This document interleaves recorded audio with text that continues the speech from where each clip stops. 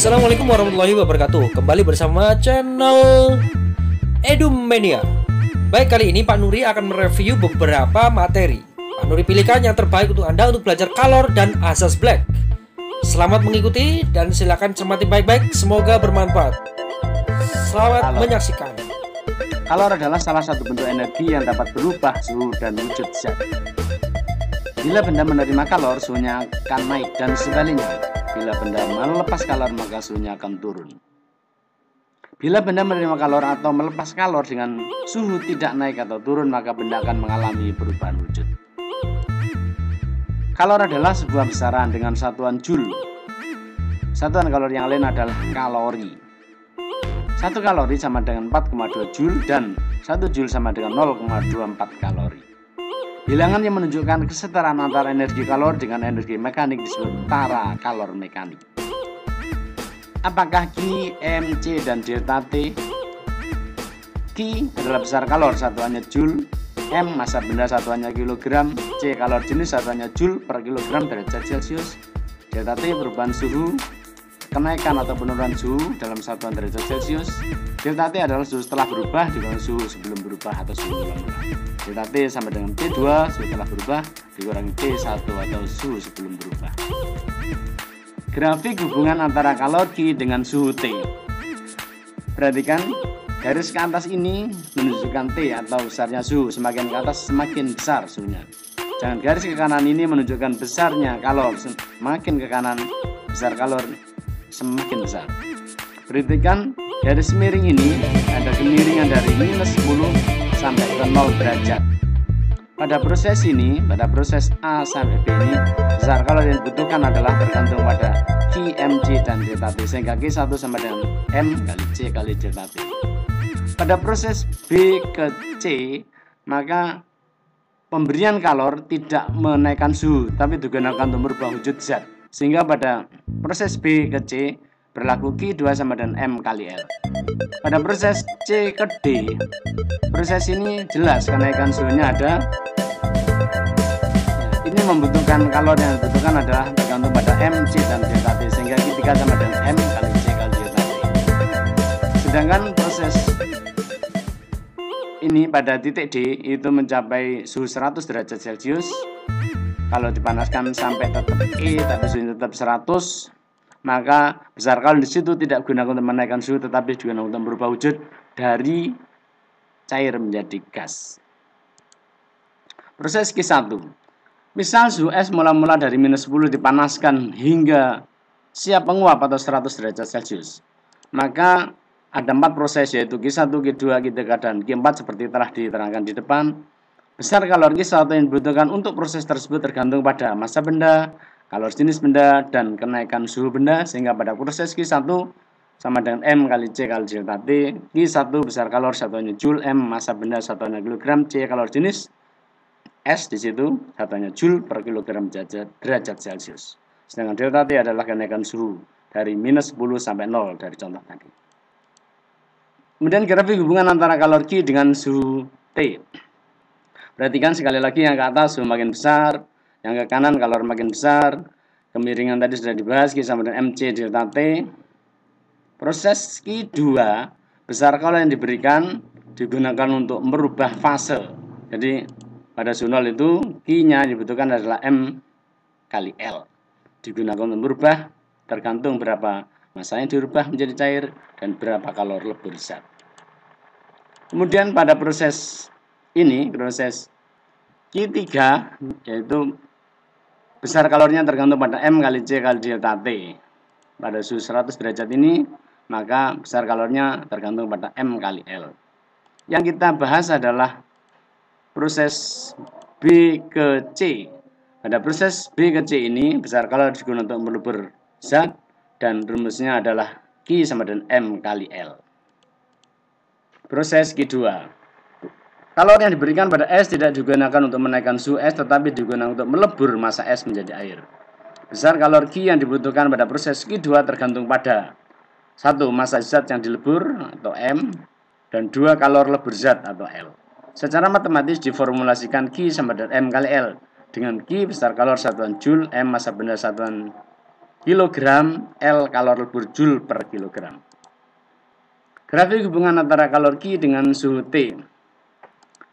Ke atas adalah suhu, makin ke atas semakin besar, ke kanan adalah kalor, makin ke kanan makin besar.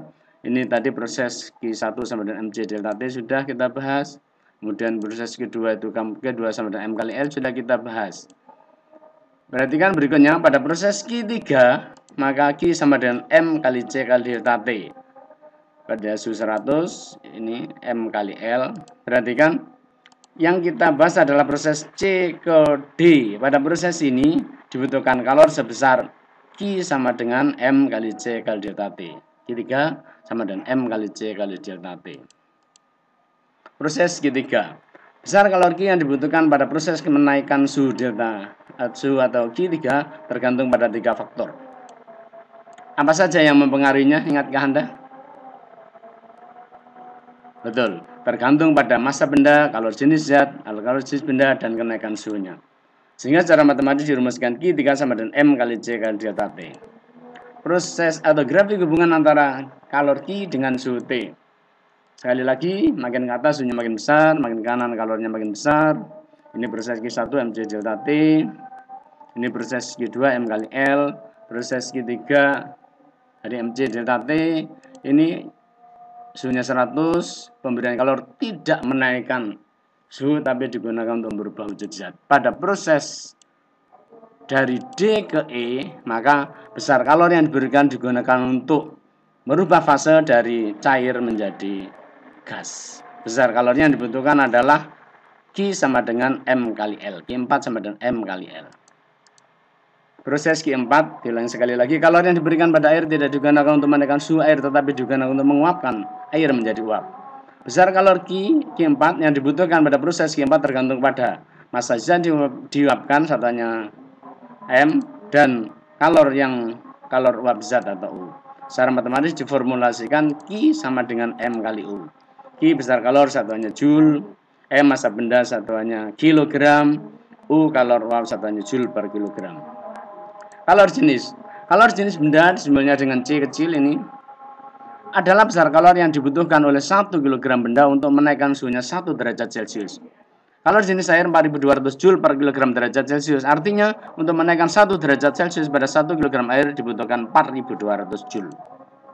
C sama dengan Q per M kali delta T. Kalor lebur dan kalor uap. Kalor lebur L adalah besar kalor yang dibutuhkan untuk melebur 1 kg zat pada titik leburnya pada tekanan 1 atmosfer. L sama dengan Q per M. Kalor uap U adalah besar kalor yang dibutuhkan untuk menguapkan 1 kg zat pada titik uapnya pada tekanan 1 atmosfer. U sama dengan Q per M. Guna memahami implikasinya dalam pembahasan secara kuantitatif atau hitungan. Pada tahun 1761, Joseph Black berhasil mengamati fenomena tentang perpindahan kalor. Prinsip bagaimana perpindahan kalor dikenal sebagai asas Black. Ketika kita mencampurkan air panas dengan air yang bersuhu ruangan atau suhu normal, maka hasil akhirnya kita akan mendapatkan air yang kita sebut dengan air hangat. Nah, kenapa demikian? Perhatikan peristiwa berikut. Air dalam botol yang memiliki temperatur lebih rendah dituangkan ke dalam gelas. Kemudian air dalam teko yang memiliki temperatur lebih tinggi dituangkan juga ke dalam gelas. Setelah itu, air yang bertemperatur rendah dan air yang bertemperatur tinggi dicampur dengan cara diaduk. Ketika air yang berbeda temperatur dicampur, maka air akan terasa hangat. Mengapa hal ini bisa terjadi?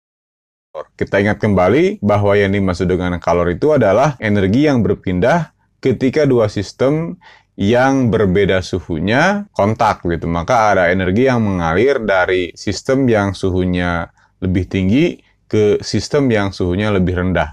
Nah, balik lagi ke yang tadi, ketika kita mencampurkan air panas dengan air yang lebih dingin, maka akan ada kalor yang berpindah dari air yang suhunya lebih tinggi ke yang suhunya lebih rendah. Perpindahan ini akan terjadi terus-menerus sampai air ini atau kedua sistem ini berada pada kesetimbangan termal gitu. Nah, yang mana nantinya kalor yang diterima oleh sistem yang lebih rendah suhunya akan sama dengan kalor yang diberikan oleh sistem yang suhunya lebih tinggi. Atau bisa kita tuliskan bahwa kalor yang diterima sama dengan negatif kalor yang dilepas. Berikut penjelasannya. Ketika dua zat yang berbeda temperatur dicampur atau disentuhkan, maka akan terjadi aliran energi atau perpindahan energi dari benda yang bertemperatur tinggi ke benda yang bertemperatur rendah. Aliran energi atau perpindahan energi ini adalah kalor. Artinya, zat yang bertemperatur tinggi melepaskan kalor, kemudian kalor tersebut diterima oleh zat yang bertemperatur rendah. Hal ini akan terjadi secara terus-menerus, sehingga lama-kelamaan temperatur pada kedua zat tersebut akan sama. Saat kedua temperatur zat sama, maka sudah tidak ada lagi aliran energi atau perpindahan energi yang terjadi. Secara matematis, Q lepas sama dengan minus Q terima. Dengan Q lepas adalah jumlah kalor yang dilepas oleh suatu zat.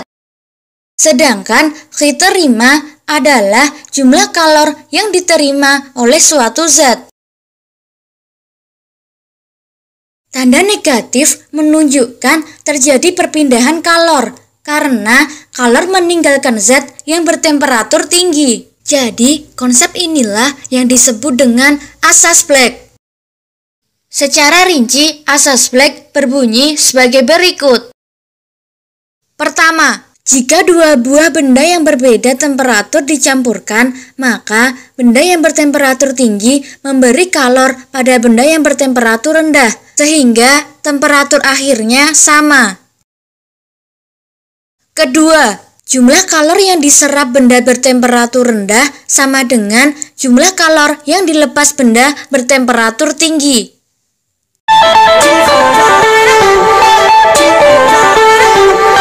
Nih, misal sepatu kuda terbuat dari besi 1,5 kg bersuhu 600 derajat Celcius. Dicelupkan ke wadah berisi air 20 kg dengan suhu 25 derajat Celcius. Berapakah suhu akhir campuran? Abaikan kapasitas kalor wadah dan abaikan pula sejumlah air yang menguap ketika sepatu kuda dicelupkan.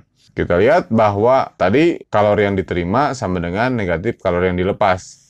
Yang menerimanya tentunya adalah air yang suhunya lebih rendah, yaitu 25 derajat Celcius, dan yang melepasnya adalah sepatu kuda yang terbuat dari besi itu, yang 600 derajat Celcius. Maka kita tuliskan bahwa kalor itu kan sebelumnya adalah MC kali delta T. Air itu sama dengan negatif MC kali delta T besi gitu ya. Massa airnya 20 kg, C airnya kita lihat di tabel 4186 Joule per kilogram derajat Celcius, dan delta T-nya adalah perubahan suhu, berarti suhu final dikurangi suhu awal air itu 25 derajat Celcius, sama dengan massa besinya 1,5 kg dan kalor jenis besinya itu adalah 448 Joule per kilogram derajat Celcius, dan perubahan suhunya adalah TF atau temperatur final dikurangi temperatur awal tentunya, yaitu 600 derajat Celcius. Kalikan ini 20 sama 4186-nya menghasilkan 83.720. TF min 25 derajat Celcius dikurangi,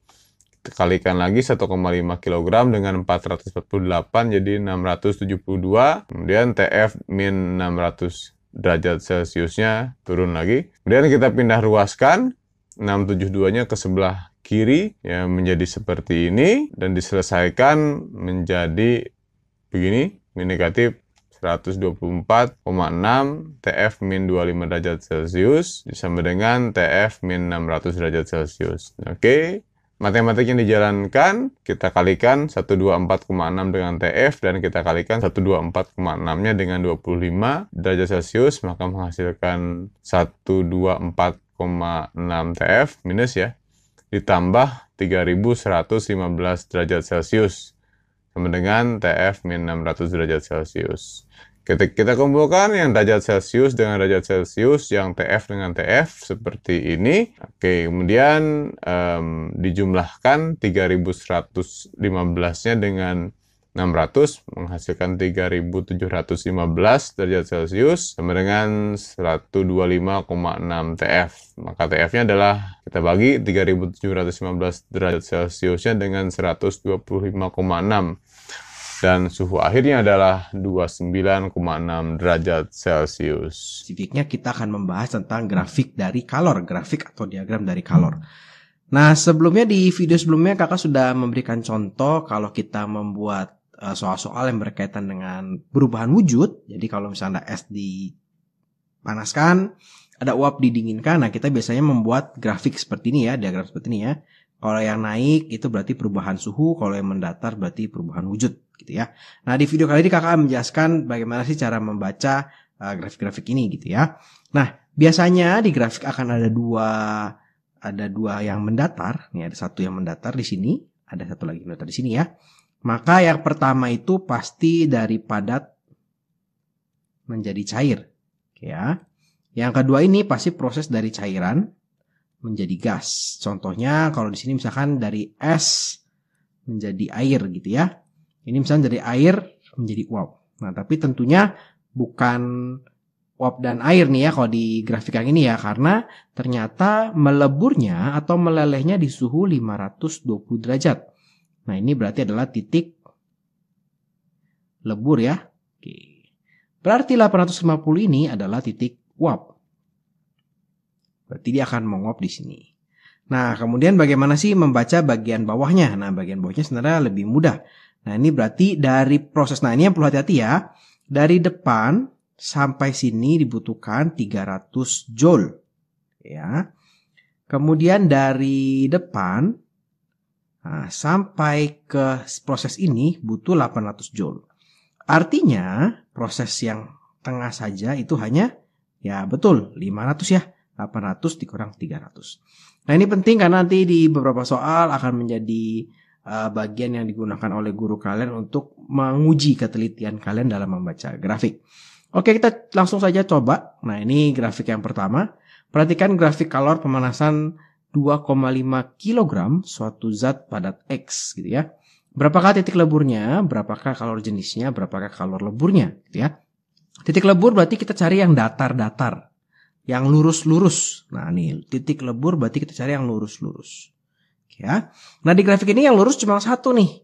Nah, berarti ya sudah gampang. Berarti ini suhunya adalah 0 derajat gitu ya. Jadi pertanyaan pertama bisa dijawab dengan mudah. Berapakah kalor jenisnya? Nah, kalor jenis adalah C kecil ya.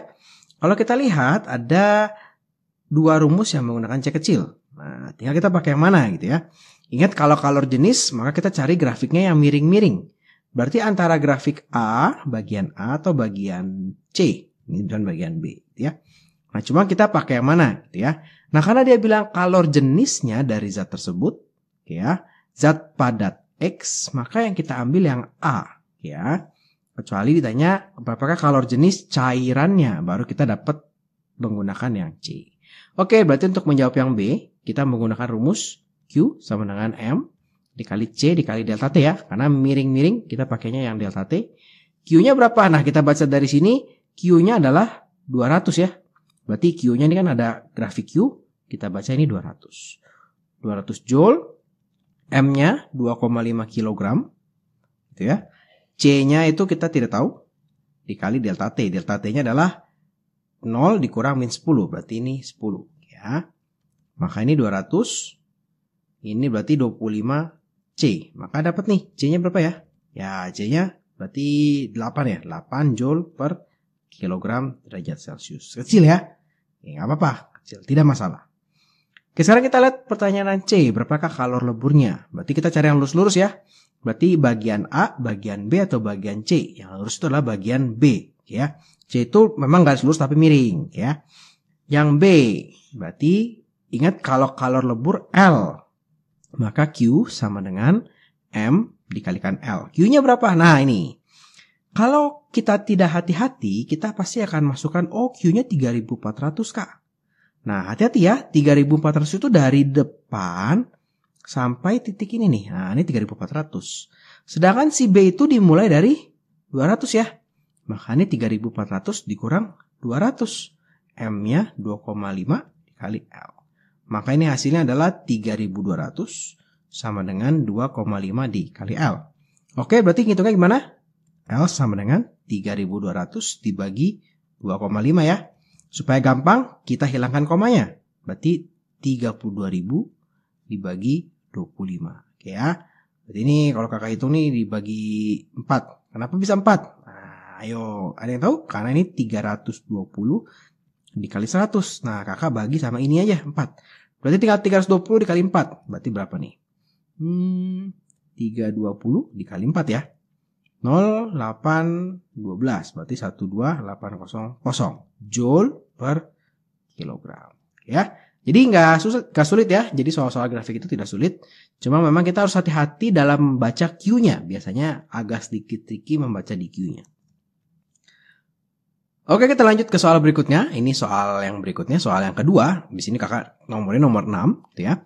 Perhatikan grafik kalor pemanasan 5 gram suatu zat padat Z. Nah, ya, 5 gram suatu zat padat Z. Berapakah titik leburnya dan titik uapnya? Ya, berapakah kalor jenisnya saat berupa lelehan? Nah, nih, berupa lelehan atau cairan. Berapakah kalor uapnya? Oke, kalau kita lihat grafik berarti ada beberapa langkah. Berarti ini kakak namain dulu si A, si B, si C, si D, si E.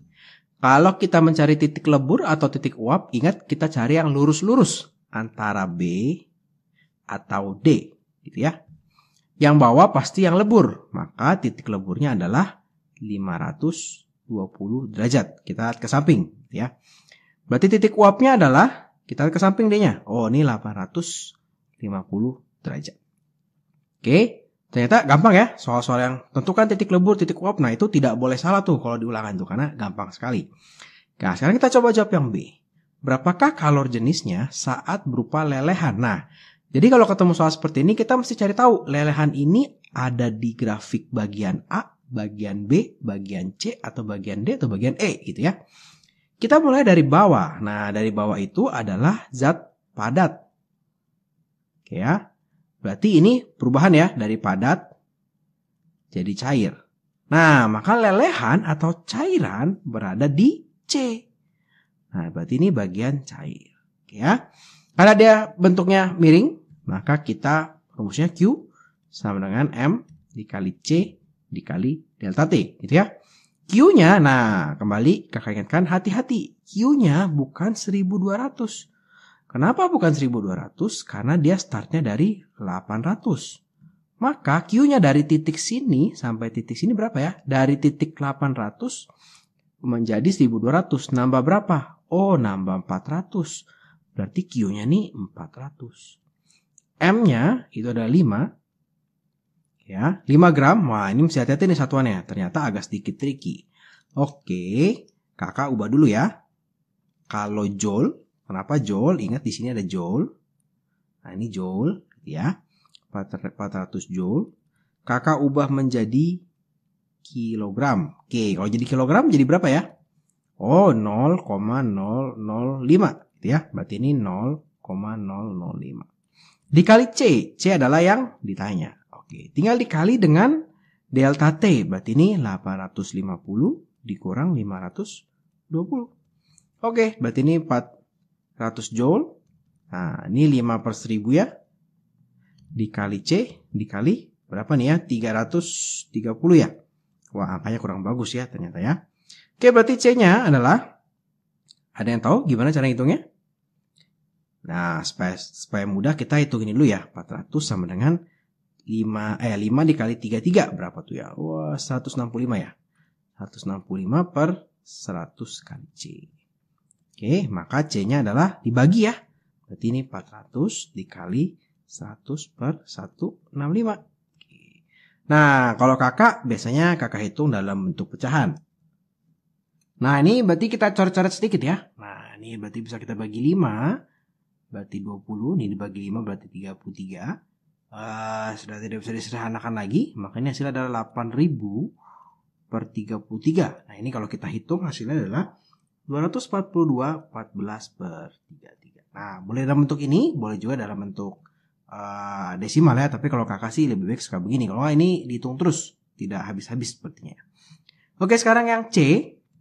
Nah, kalau yang C dia tanya adalah berapa kalor uapnya. Nah, berarti kira-kira pakai mana nih? Pakai bagian A, pakai bagian B, bagian C, bagian D, atau bagian E? Ya, kita pakai bagian D ya. Kenapa? Karena ditanya adalah kalor uap. Ya, bukan kalor jenis, kalor uap. Maka kita cari yang lurus-lurus. Pilihannya antara B atau D. Tapi kalau B itu kalor lebur karena dia dari padat menjadi cair. Berarti kita pakainya yang D. Ya, berarti Q sama dengan M.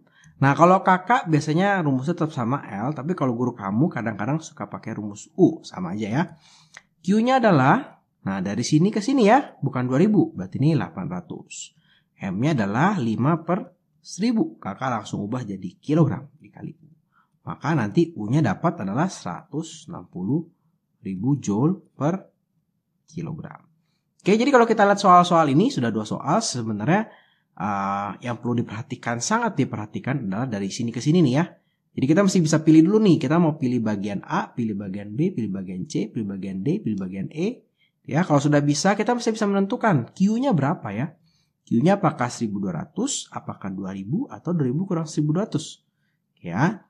Nah, kalau dari video, dari beberapa soal ini, kita bisa simpulkan kalau Q di D itu adalah 2000 dikurang 1200. Bukan 2000 ya. Oke, ini soal yang terakhir. Nah, ini soal standar UN. Nah, ini kakak ambil dari soal UN SMP tahun 2013-2014. Nah, kalau soal UN yang bikin kamu nanti jadi sebel adalah soalnya panjang. Tapi ternyata tidak semua dipakai. Ya, itu adalah triknya soal UN. Biasanya gitu ya. Ada banyak keterangan, tidak semua dipakai gitu ya. Atau tapi kita mesti benar-benar teliti yang perlu dipakai yang mana gitu ya. Oke, dia bilang perhatikan grafik di samping. Es yang masanya 50 gram, jadi ada es. Dipanaskan dari suhu -5 menjadi air bersuhu 60. Kalor lebur es 80, kalor jenis es sekian. Ini hanya informasi aja ya. Kalau jenis es sekian. Maka banyak kalor yang diperlukan pada saat proses dari C ke D. Ya, perhatikan ya. Dari C ke D. Jadi kalau soal UN, kalian akan dikasih soalnya bukan menghitung dari A ke D. Ya, padahal dikasih tahu semua tuh soalnya tuh. Kalau jenis S dikasih tahu. Terus kalor lebur S dikasih tahu. Nah, buat apa? Supaya kamu kalau terburu-buru nih, pasti kamu akan bilang, oh ini berarti dihitung semua. Langsung kamu hitung. Ini A ke B, bagian A nih berapa ya, bagian B ini berapa, bagian C berapa gitu ya. Terus kamu jumlahin. Jawabannya ada juga gitu ya. Jadi trikinya seperti itu. Nah, karena kita sudah tahu kalau yang mau kita cari adalah dari C ke D, nah itu yang miring-miring, berarti kita pakai rumusnya Q sama dengan M kali C kali delta T ya. Nah, kita lihat wujudnya sudah apa ya? M-nya kan pasti tetap sama nih, 50 gram. C-nya kita pakai berapa nih? Apakah CS yang 0,5 kalor jenis S atau kalor jenis air yang 1? Ya, ini udah jelas banget nih, air. Nah ya, berarti ini kali 1. Kalau tidak dikasih tahu, kamu harus tahu ya.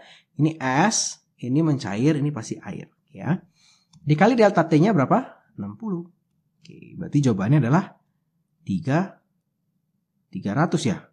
Oh iya betul, 300 kalori. Maka ini tidak ada jawaban yang benar. Ya, berarti ini harusnya mungkin pilihannya 300 sehingga pilihannya bisa menjadi B. Oke, nah kira-kira grafik seperti itu. Jadi sebenarnya soal grafik tidak sulit. Cuma memang agak sedikit banyak trik-trik tertentu aja yang mungkin bisa membuat kamu terkecoh. Oke ya. Selamat belajar. Terima kasih buat teman-teman yang sudah menonton. Kalau teman-teman merasa video ini bermanfaat, jangan lupa video ini dibagikan ya kepada teman-teman kamu yang lain supaya mereka bisa belajar. Di share lewat WhatsApp, di share di Facebook, silakan. Jangan lupa videonya di like dan juga subscribe di channel.